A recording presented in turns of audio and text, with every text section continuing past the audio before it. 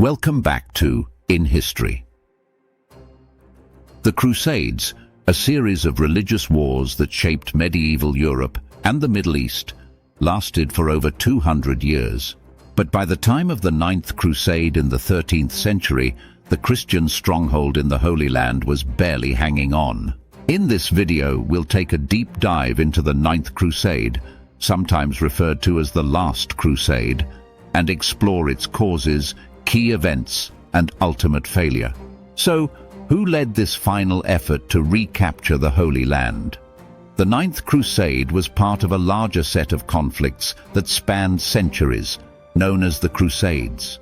By the time the Ninth Crusade took place, much of what the earlier Crusades had achieved had been lost.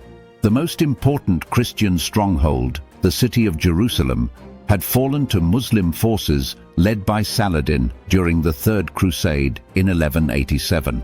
Although subsequent campaigns had reclaimed parts of the coast, the Christians were never able to fully recapture Jerusalem. Fast forward to the mid-13th century. By now, Muslim powers, particularly the Mamluks under Sultan Baybars, were closing in on the remaining Crusader states. Christian control was dwindling, and something had to be done. The fall of Jerusalem and Acre.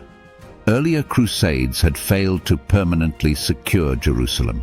By the time of the Ninth Crusade, the Crusader states were losing more territory, with Acre being one of the last bastions. Mamluk expansion. The powerful Mamluk Sultan Baybars had been aggressively expanding, and his campaigns were a direct threat to the remaining Christian presence. Political instability in Europe.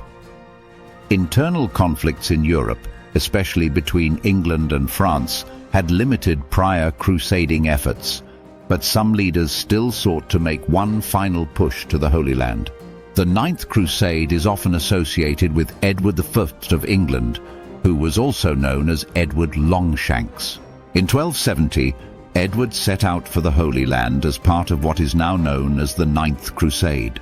He wasn't the first leader to attempt to reclaim lost Crusader territories, but his campaign would become the most famous. So why did Edward embark on this crusade? There were both personal and political reasons. After the failure of the Eighth Crusade, led by King Louis IX of France, Edward decided to take up the cross and continue the fight against the Mamluks. He hoped to halt their expansion and secure a Christian foothold in the region. It was also seen as a way to build his reputation as a pious and formidable leader before taking the English throne. Edward arrived in Acre in 1271 with a small force of around 1,000 men. His primary goal was to stabilize the situation in the Holy Land and negotiate alliances with local Muslim rulers who were opposed to the Mamluks. While Edward's army was small, he made a significant impact by striking several key victories against Baybars' forces in the region. One notable success was his attack on the city of Kakun, a Mamluk stronghold. However, despite Edward's military prowess, the crusade was plagued by a lack of broader European support. Other European leaders were preoccupied with their own conflicts, and reinforcements were not forthcoming. In 1272, Edward's campaign came to an abrupt end when he survived an assassination attempt by a Hashashin, an order of assassins. Wounded, Edward returned to England to take the throne after the death of his father, King Henry III. This marked the end of Edward's involvement in the Crusades. Although Edward's crusade achieved some minor victories, it ultimately did little to reverse the tide of Muslim expansion.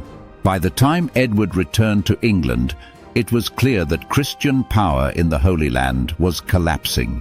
Over the next few decades, the remaining Crusader states, including Acre, would fall to the Mamluks.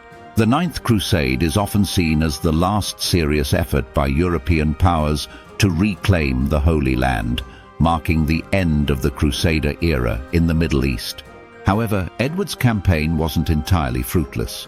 His efforts helped maintain a small Christian presence for a little while longer, and the alliances he forged had short-term impacts on the balance of power in the region.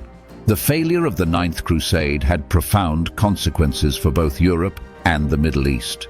In Europe, The Crusades had long been a unifying cause for warring kingdoms, but their ultimate failure weakened the prestige of the papacy and shifted European focus towards internal politics. Edward's role in the Crusades helped solidify his reputation as a warrior king, which he carried into his reign as one of England's most formidable monarchs. In the Middle East, the Mamluk Sultanate would remain a dominant force, securing control over the Holy Land. The fall of the Crusader states opened a new chapter in the region's history, one where European influence would not return for centuries. The Ninth Crusade was the final chapter in a series of conflicts that spanned over 2 centuries. While it failed to restore Christian dominance in the Holy Land, it marked the end of an era and left a lasting legacy in both Europe and the Middle East.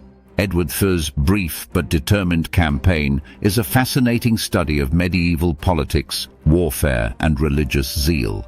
If you enjoyed this video, don't forget to like, subscribe, and leave a comment below on what ancient mystery you'd like us to explore next. Until next time, keep seeking knowledge. See you next time on In History.